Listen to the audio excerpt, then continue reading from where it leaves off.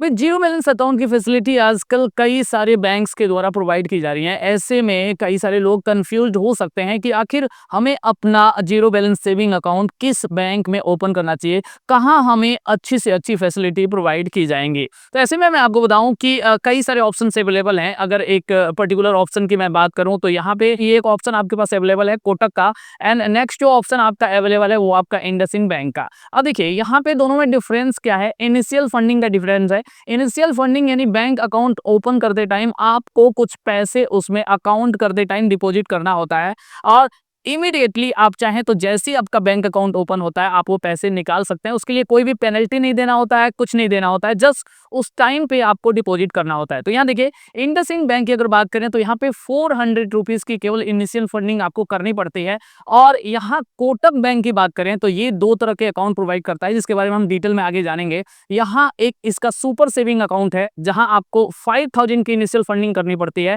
And next आपका इसका regular saving account है जहां आपको केवल 1000 की इनिशियल फंडिंग प्रोवाइड करनी पड़ती है, देनी पड़ती है। अब देखो यहाँ अगर दोनों का हमने कंपैरिजन किया, हमने काफी रिसर्च किया, तो हमने पाया कि ठीक है, आप चाहें तो किसी भी बैंक में अपना जीरो सेविंग अकाउंट ओपन कर सकते हैं, लेकिन कस्टमर अगर एक्सपीरियंस की बात करें तो कोटक का मुझे बेटर लगा। इसका जो मोबाइल ऐप है जहां बैंकिंग की फैसिलिटी आपको प्रोवाइड की जा रही है, वो इंटरफेस मुझे बहुत ही अच्छा लगा। अच्छा, अगर आपके आसपास 15 किलोमीटर के एरिया में अगर इंडसइंड बैंक का कोई ब्रांच है तो डेफिनेटली आप इंडसइंड बैंक का सेविंग अकाउंट भी ओपन कर सकते हैं जीरो बैलेंस। लेकिन इस वीडियो में हम केवल Kotak bank zero balance saving account के बारे में डिस्कस करेंगे, और साथ ही साथ अकाउंट ओपनिंग का कंप्लीट जो प्रोसेस है वो मैं आपको यहाँ पे बताने वाला हूँ। नीचे डिस्क्रिप्शन में इसका लिंक भी दिया होगा, वहां से जाके आसानी से आप अकाउंट अपना ओपन कर सकते हैं। Kotak bank zero balance saving account आपको 3 तरह के केवाईसी के थ्रू मिलती है। देखिए सबसे पहले आपकी 811 फुल केवाईसी अकाउंट होता है, जिसको आपको या तो इन पर्सन ब्रांच जाके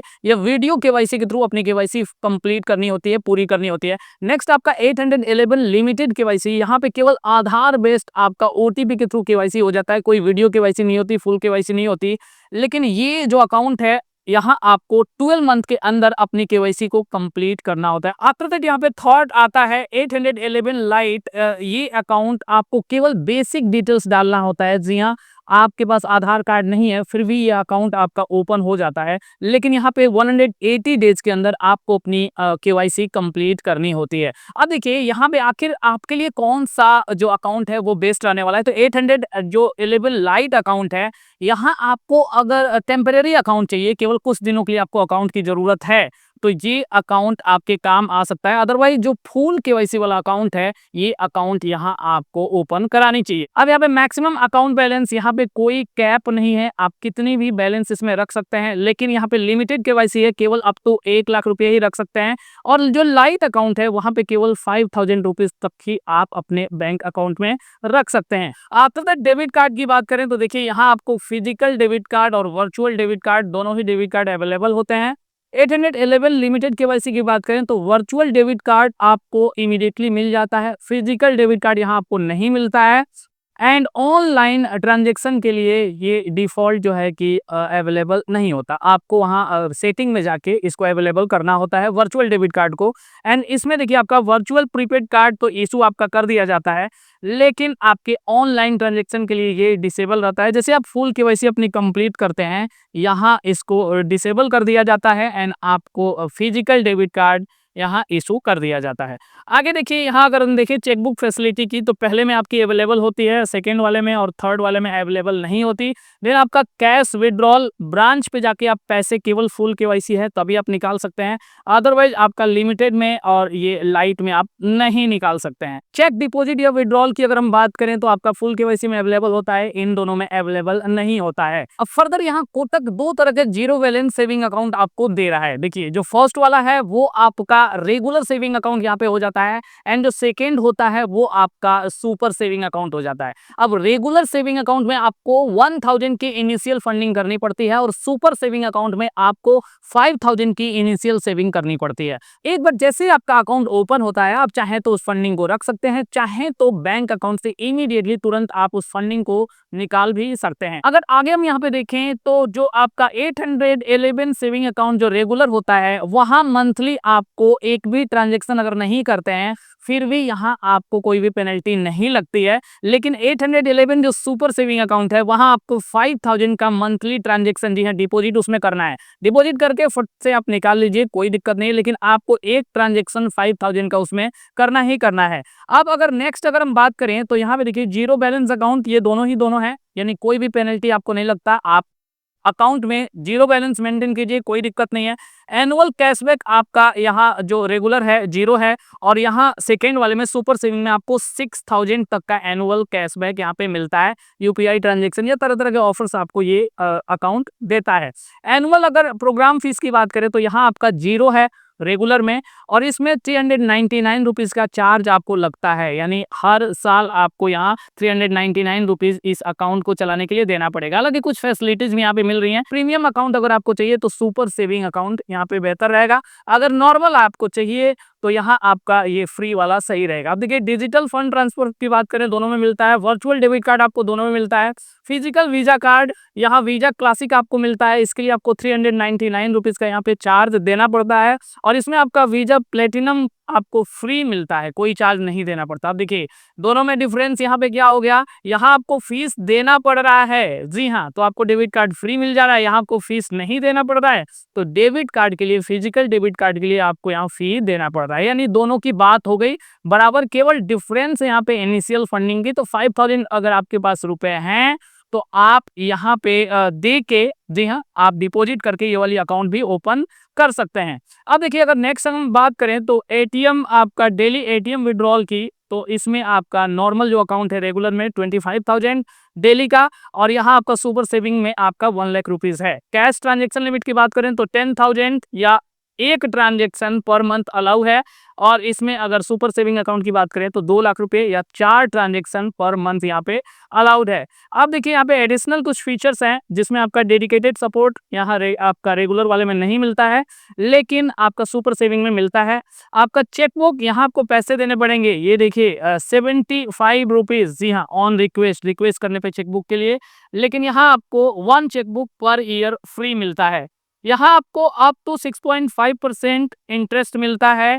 811 सेविंग अकाउंट और इसमें आपका सुपर सेविंग अकाउंट में दोनों में ही। अब देखिए ये जो आपका 6.5% तक का इंटरेस्ट है, ये आपका यहाँ पे ऑटो स्वीप की फैसिलिटी प्रोवाइड की जाती है, यानी आपका टेम्परेरी यहाँ पे एफडी अकाउंट होता है। यहाँ एक लिमिट होता है जो कि आपका 20,000 रुपीज़ का होता है, यानी आपके सेविंग अकाउंट में अगर 20,000 रुपीज़ से थोड़े भी अगर ज़्यादा पैसे हो रहे हैं तो वो पैसे यहाँ आपके एफडी में, जी हाँ, टेम्परेरी एफडी में ट्रांसफर कर दिया जाता है, और वहाँ आपको अप टू 6.5% तक का एनुअल इंटरेस्ट रेट मिलता है। और जैसे ही आपका 20,000 से कम आपका यहाँ पे पैसा होता है, ऑटोमेटिकली वहां से, यानी आपके एफडी से यहाँ पे पैसा इसमें ट्रांसफर कर दिया जाता है। इसके लिए कोई एडिशनल चार्ज या इसके लिए कोई भी एडिशनल फीस आपको नहीं देना होता है, आपका कोई पेनल्टी यहाँ पे नहीं लगना है, यानी आपको ये जो फैसिलिटी है वो अपने अकाउंट में यहाँ पे एक्टिव कराना पड़ेगा, जी हाँ, इनेबल कराना पड़ेगा, और एक बार हो गया तो आप इस फैसिलिटी का फायदा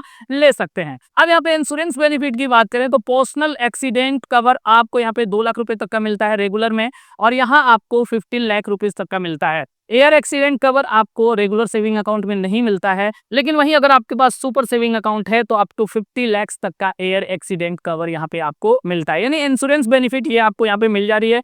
अब दोनों के अगर हम कंपैरिजन करें तो आप देख सकते हैं जो फर्स्ट वाला है, कोई मिनिमम बैलेंस आपको नहीं चाहिए, एनुअल फी आपको नहीं चाहिए, बेसिक ट्रांजेक्शन लिमिट्स है, यहाँ स्टैंडर्ड इंश्योरेंस फैसिलिटी भी आपको मिल रहा है। लेकिन यहाँ सुपर सेविंग अकाउंट की अगर हम बात करें तो 5000 मंथली आपको एक ट्रांजेक्शन यहाँ पे करना होगा। एनुअल फीस का लग रहा है, हायर लिमिट्स हैं, लिमिट्स यहाँ पे आपके पास हायर मिल जाता है, और जो इंश्योरेंस फैसिलिटी है वो भी आपको यहाँ पे अच्छा खासा देखने को मिल जाता है। अब अगर दोनों का ओवरऑल कंपैरिजन हम करके देखें तो आपको सुपर सेविंग अकाउंट में यहाँ 5000 की इनिशियल फंडिंग तो करनी पड़ रही है, लेकिन आपको डेबिट कार्ड के लिए, फिजिकल डेबिट कार्ड के लिए और चेकबुक के लिए फी नहीं देना पड़ रहा है, पैसा नहीं देना पड़ रहा है, जी हाँ। वहीं आपको यहाँ जो रेगुलर सेविंग अकाउंट है यहाँ पे आपको इसके लिए फी देना पड़ रहा है। तो ये आप पे डिपेंड करता है कि आप कौन से सेविंग अकाउंट यहाँ पे रखते हैं। हालांकि अभी इस वीडियो में आगे मैं आपको जो जीरो बैलेंस सेविंग अकाउंट है, रेगुलर सेविंग अकाउंट, जिसमें कि आपका 1000 की इनिशियल फंडिंग रिक्वायर्ड है, उसको ओपन करने का आपको मैं शॉर्टकट तरीका यहाँ पे बताने वाला हूँ। अब इस अकाउंट को ओपन करने के लिए मैंने नीचे डिस्क्रिप्शन में लिंक दे दिया है, वहाँ पे आप क्लिक करते हैं तो सबसे पहले यहाँ आपको अपना मोबाइल नंबर डालना होता है, ईमेल आईडी डालना होता है, रेजिडेंशियल आपका जो पिन कोड है करंट एड्रेस का वो आपको डालना होता है। आगे आप प्रोसीड करते हैं। आफ्टर दैट यहाँ आपको अपना पैन कार्ड नंबर डालना होता है, आधार नंबर डालना होता है, टर्म्स एंड कंडीशन को एक्सेप्ट करते हैं आप एंड प्रोसीड टू वेरीफाई पे आप यहाँ पे क्लिक कर देते हैं। आफ्टर दैट आपके नंबर पे एक ओटीपी आता है, जो भी आधार से आपका नंबर लिंक है, आप ओटीपी डालते हैं एंड फाइनली आधार से रिलेटेड सारे के सारे डिटेल्स आपके सामने आ जाते हैं। अब नीचे आपको कुछ अदर डिटेल्स भी, जी हाँ, अपनी पर्सनल डिटेल्स डालनी होती है। ये 1 बाय 1 करके मैं यहाँ पे नहीं बता रहा हूँ, बेसिक सी डिटेल्स होती है।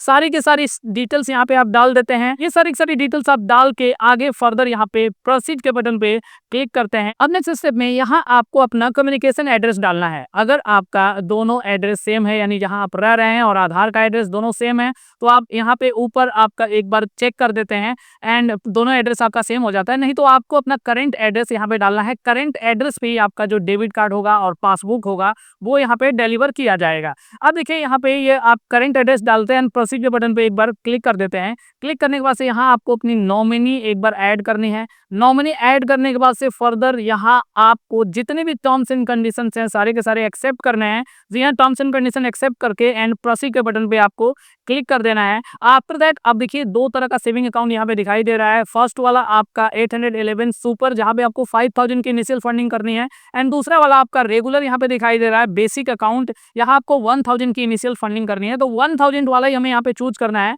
हमने सेलेक्ट के बटन पे क्लिक किया एंड फर्दर 1000 का रुपीज यहाँ पे डिपॉजिट कर दिया। अब फाइनली हमें यहाँ पे अपना एम पिन क्रिएट करना है। हम यहाँ पे एम पिन डालते हैं एंड आगे प्रोसीड कर देते हैं। हमारा अब 811 जो सेविंग अकाउंट है वो यहाँ पे रेडी हो चुका है। अब हमें अपनी केवाईसी यहाँ पे कंप्लीट करनी होगी। तो नीचे कंप्लीट केवाईसी के बटन पे हम क्लिक करते हैं। सारी की सारी हमारे अकाउंट की डिटेल्स ऊपर आ चुकी है। कंप्लीट केवाईसी पे क्लिक करते हैं। यहाँ केवाईसी के लिए दो ऑप्शन आपके पास अवेलेबल है। पहला वीडियो केवाईसी चूज कर सकते हैं एंड दूसरा आप अपॉइंटमेंट बुक कर सकते हैं। बैंक से कोई आदमी आके, कोई उसका एम्प्लॉई आके आपका केवाईसी यहाँ पे आपके घर पे कंप्लीट करा के जाएगा। हम यहाँ पे वीडियो केवाईसी है उसको यहाँ पे सेलेक्ट करते हैं। आप सेलेक्ट करके आगे जैसे यहाँ पे प्रोसीड करते हैं, बैंक का एक एम्प्लॉई आपके साथ यहाँ पे कनेक्ट होता है और आपको वहाँ पे अपना जो पैन कार्ड है वो सामने दिखाना होता है। सिग्नेचर करके आपको वहाँ पे सामने दिखाना होता है। ये चीजें कंप्लीट करते ही यहाँ आपकी जो केवाईसी है वो कंप्लीट हो जाती है और आपका अकाउंट यहाँ पे ओपन हो जाता है। अब एक बार आपका अकाउंट ओपन होते ही आप इसके मोबाइल बैंकिंग ऐप में जाके वहां से आप physical debit card, ATM card और पासबुक के लिए अप्लाई कर सकते हैं। आपके होम एड्रेस पे विद इन 7 डेज डिलीवर कर दिया जाता है।